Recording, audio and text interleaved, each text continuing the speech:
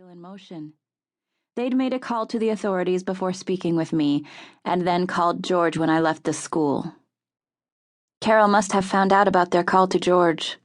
Or maybe someone from the state contacted her to look into the allegations.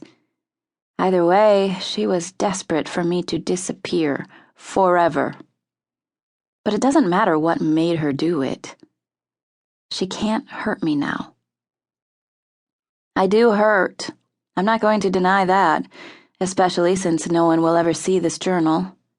My ankle will probably never be the same, and will remain a constant reminder of what I went through. I fought to recover, and despite the anticipated outcome, I returned to the soccer field 4 months later. At the beginning, I would cry in the shower after each practice and game. The pain was almost unbearable. But now I barely notice it. Nothing looks the same anymore. Nothing feels the same. I'm not sure how to explain this to Sarah and Evan. I don't know if they'd understand. I'm not sure that I do. She wanted me dead. I keep telling myself that she's gone. She's in prison where she can stay for as long as forever, as far as I'm concerned. But I don't feel safe. Especially when I close my eyes each night and she's right there waiting for me. I need to get out of Westland, away from the stairs, away from the shadows that continue to haunt me, away from the pain that paralyzes me when I least expect it. 6 more months and all of it will be gone. I get to start again with the 2 people I love most in the world. Then again, my life is anything but predictable, and a lot can happen in 6 months. 1. Try again. It's just a dream. I recognized the thought, trying to pull me out of the hands that dragged me to the darkest depths of the water.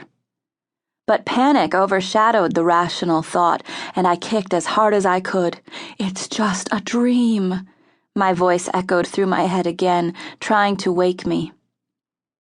I looked down into the murky water, my breath burning in my lungs.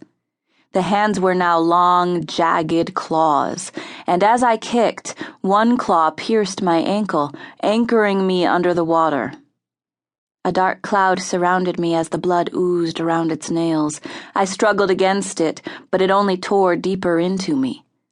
A rush of air bubbled around me as I screamed in pain. I was about to inhale my death when something pressed against my face. It didn't feel like a dream anymore. I shot up with a gasp, the pillow falling from my face. Disoriented and panting, I searched the room. Sarah stood frozen by her bed, her eyes wide and mouth open. "I'm so sorry," she muttered. "I thought I heard you talking. I thought you were awake." "I'm awake," I said, exhaling quickly. With a deep breath, I pushed the panic away. Sarah remained stunned even after I'd recovered. "I shouldn't have thrown the pillow on your head. I'm really sorry," she frowned guiltily. "What are you talking about?" I brushed off her apology. "It was just a dream. I'm fine." After another deep breath to ease the shaking, I pulled back the covers. They clung to the layer of sweat covering my body. "Good morning, Sarah," I said as normally as I could. "Good morning, Emma," she finally replied, forced out of her guilt-ridden stupor. And just like that, it was over, thankfully. "I'm going to take a shower. We have to hurry. We're leaving in an hour."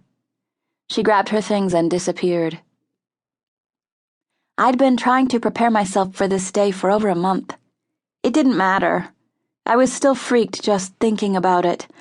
And now it was here. I collapsed back on the bed and stared up at the white glowing skylights that lined the ceiling, the morning sun hidden behind the snow. I looked around the room that had no true connection to me. The large flat screen hanging on the wall, and a vanity in the corner, lined with makeup that had seen way too many makeovers at my expense. There were pictures of laughing friends taped to the mirror, and vibrant art adorned the walls.